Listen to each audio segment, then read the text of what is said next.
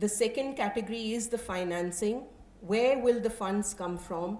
How will we pool together all the fragmented schemes, the ESIS that we have, the RSBY that we have, the other private insurances? How do we pool all this together into a single pool, which can be then used in that single payer concept?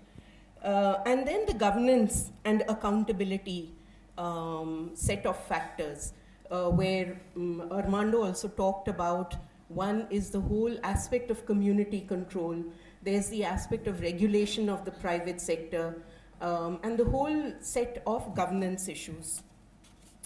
So some of these are the aspects that we need to look at. And the point is that what will be in the package? What will be in the immediate basic package? The NRHM has guaranteed us certain services, but they're still not happening. I mean, and what is so shocking is, I mean, when I compare this with Thailand's case, where even before the universal access to health, Thailand actually had a comprehensive reproductive health package being provided through the very strong primary health system in rural areas. A complete package, you know, I mean, reproductive health, it's not just maternal health. Here we don't even have a comprehensive maternal health package, leave alone a reproductive health package. So, I mean, that's, so what are we talking about when we are conceptualizing a basic package for universal access? The whole point about preventive and promotive, I think one other huge insight that I got out of Thailand's case study was the emphasis that they've put on prevention and promotion. In fact, they've been giving incentives for women to get pap smears done. And this is all, you know, to prevent the costs, the heavy expenses which come up when women have cancer. So spending that money in prevention is something that they're trying to do. And I think, and in this context, I just want to talk about what I was telling you, the last 4 days in the villages of Devgarh Baria. I've been working in that area in the 1980s and 90s, and this time I've gone back after about 6 or 7 years. And people there were asking me, what changes do you see? And in those village meetings, what was very, very horrifying was the number of women who were citing their experiences with CA cervix. And 20 years ago, when I was working in that area, we lost one of our primary health workers to cancer of cervix. And since that time, we were talking about having a screening program, having referrals, and, you know, a full-fledged CA cervix program. And to me, when we're talking about universal access to healthcare, and each according to their need, this is such a clear example of equity and inequity. There are these needs existing in this tribal area, and there are no services provided until as far as 300 kilometers away in Ahmedabad, where people have to live out on, you know, under the sky if they go for their radiation and their chemotherapy. There's no facility for housing them.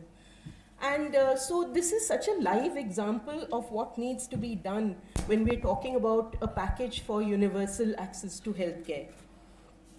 And similarly, what would be in the medium term, progressive, progressively expanding package of healthcare which will need to be provided. And finally, how do these packages keep expanding?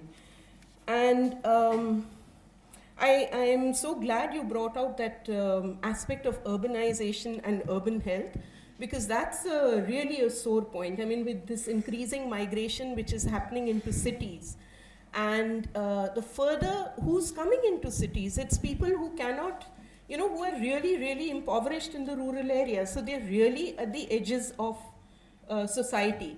And then to come into urban areas and still not have facilities and be reduced to indignity as far as healthcare is concerned, as well as it's not just healthcare, it's also basic living conditions. So that is really important. And when we're talking about primary level services, I think we have to emphasize and re-emphasize primary level services also in urban areas. How much time? Okay, all right. So he's telling me I need to finish, so which I will. But I think one point that I do want to also emphasize is the human resource planning and the challenges which are there in front of us. I mean, and you know, in India, health human resource problem is not a problem which has come up suddenly. It's been a chronic problem, and we haven't dealt with it. And now, I mean, we really need to have some war-footing ideas of how we can deal with this. But I think also clarity is required. I think there's so much confusion in our country even now about so many different things. For instance, this whole issue of skilled birth attendants and midwives. There's such a confusion and lack of clarity and you know, various sort of what do you call them, coteries pulling down each other, and so that doesn't lead to anything. Private medical colleges, the whole thing about privatization in education, medical education, paramedical education, what are going to be our norms, our rules? For instance, in Thailand again, and also in India in some states, this mandatory rural posting before you go for your post-graduation. What kind of policies are we going to put into place? Good quality training and curriculum which is suited to the Indian context and needs, with an emphasis on skills, emphasis on problem solving, emphasis on human relations, sharing of power. I think that's extremely central to some of the things that we believe in. Development of local human resources. So these are, one other thing I think, the implication, what will be a health policy which is consistent with the vision of universal access to healthcare? We obviously cannot have a health policy which promotes medical tourism, you know. I mean, it's not that it's mutually exclusive, but what are we going to be giving primacy to? So I think there are some policy issues involved over here which we have to be very, you know, certain about. I think I'll stop now, and I'm sure much more will come from this.